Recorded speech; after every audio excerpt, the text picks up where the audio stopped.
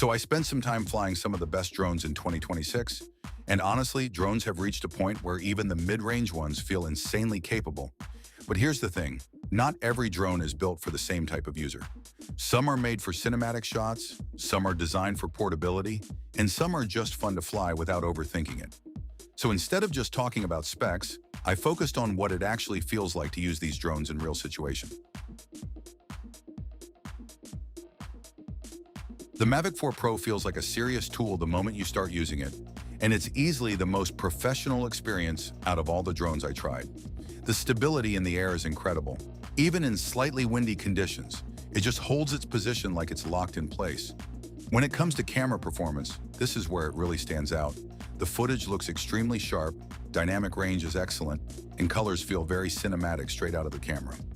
I noticed this especially when shooting landscapes or sunset scenes, where the detail in highlights and shadows really comes through. The controls feel precise, and the obstacle avoidance system gives you a lot of confidence while flying in tighter spaces.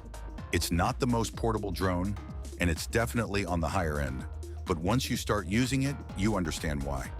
This is the kind of drone you'd pick if you're serious about content creation or want the best possible image quality. The DJI Neo 2 is a completely different kind of experience, and honestly, it's one of the most fun drones I've used.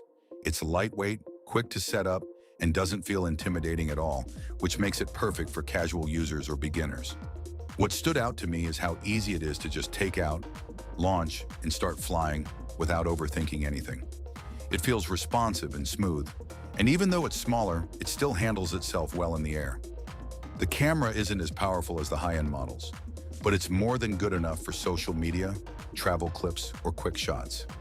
This is the kind of drone you end up using more often because it doesn't require planning, you just grab it and go. If you want something simple, fun, and easy to use without sacrificing too much quality, this one makes a lot of sense. The Antigravity A1-360 feels like it's built for creativity rather than just traditional drone shots. The biggest difference here is the 360-degree capture, which opens up a completely different way of shooting. Instead of worrying about framing your shot perfectly while flying, you can capture everything and decide later, which makes the whole process more flexible. When I used it, I noticed how it changes the way you think about shooting.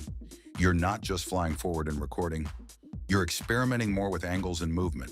The stabilization is solid, and the footage looks smooth even when you're moving around a lot. It's not as focused on traditional cinematic quality like the Mavic, but it offers something unique that other drones don't. This is perfect if you're into creative content, social media, or just want something that lets you try different styles of shooting without limitations. The Potensic ATOM 2 surprised me more than I expected, especially considering its price range. The first thing I noticed is how lightweight and portable it is, which makes it really easy to carry around without thinking too much. Once in the air, it feels stable and easy to control, even if you're not very experienced with drones. The camera quality is solid for the price, and it handles basic aerial shots really well. It's not trying to compete with premium drones, but it delivers a reliable experience for everyday use. What I liked most is how approachable it feels. You don't need to be an expert to get good results. It's one of those drones that gives you confidence while flying, which is important if you're just getting started. If you're looking for something affordable that still performs well, this is a great entry point. The DJI Mini 5 Pro feels like the perfect balance between power and portability. It's compact enough to carry anywhere, but once you start flying it, it doesn't feel limited at all.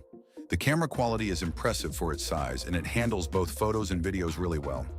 I noticed that it performs especially well in low light compared to smaller drones from previous generations, which makes it more versatile. The obstacle avoidance and smart features also make flying easier and safer, especially if you're in more complex environments. What I like most is how it combines ease of use with advanced features. You don't feel like you're missing out on anything important. It's the kind of drone that works for both beginners and experienced users. If you want something portable but still powerful, this is easily one of the best options available. After using all of these drones, it really comes down to how you plan to use them. If you want the best camera and professional level performance, the Mavic 4 Pro stands out. If you want something fun and easy, the Neo 2 is a great choice. For creative shooting, the Antigravity A1-360 offers something unique, while the Potensic ATOM 2 is perfect if you're just getting started without spending too much. And if you want a balance between portability and performance, the Mini 5 Pro is hard to beat. At the end of the day, the best drone is the one that fits your style and makes you want to fly more.